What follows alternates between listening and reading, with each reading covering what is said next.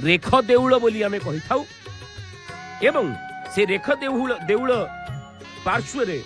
पीढ़ देउल आमे देखि थाउ। आसंतु महाप्रभुंकर अपूर्व आळती दर्शन करिबा भजन माध्यम रे। जय जय श्री जगन्नाथ, जय जय श्री जगन्नाथ।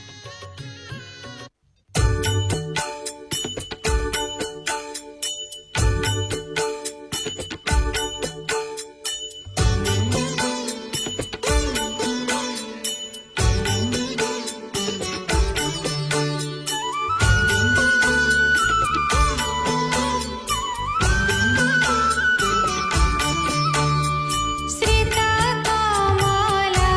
कुच मंडल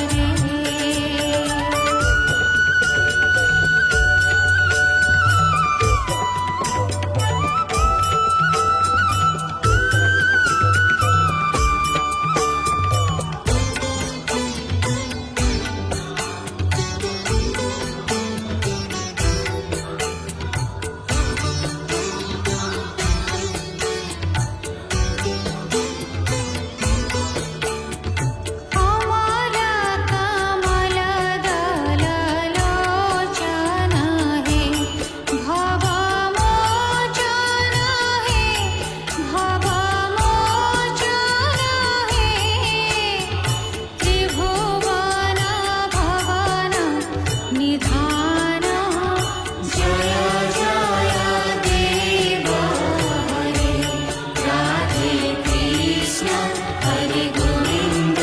गोपाल वसुदेव बाल नन्द गुलाल जय जय देव हरि हरि जय जय देव हरि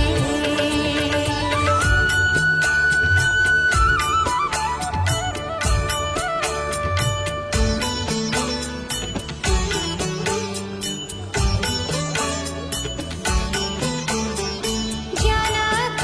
सोता कृत भूषण है जित दूषण है जित दूषण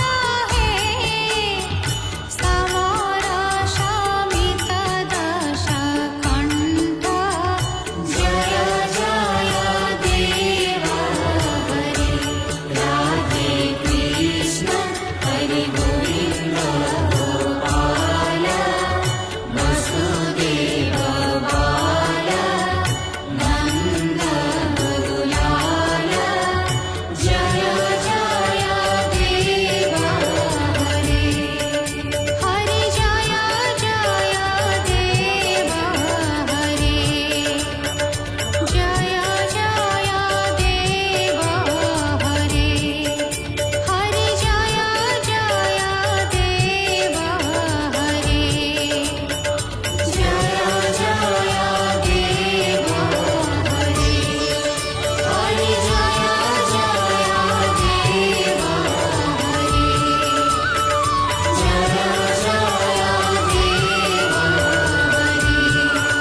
हरि जय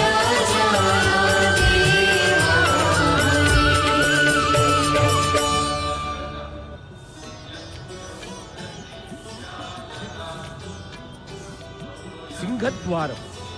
જેવું સિંહદ્વાર રે પર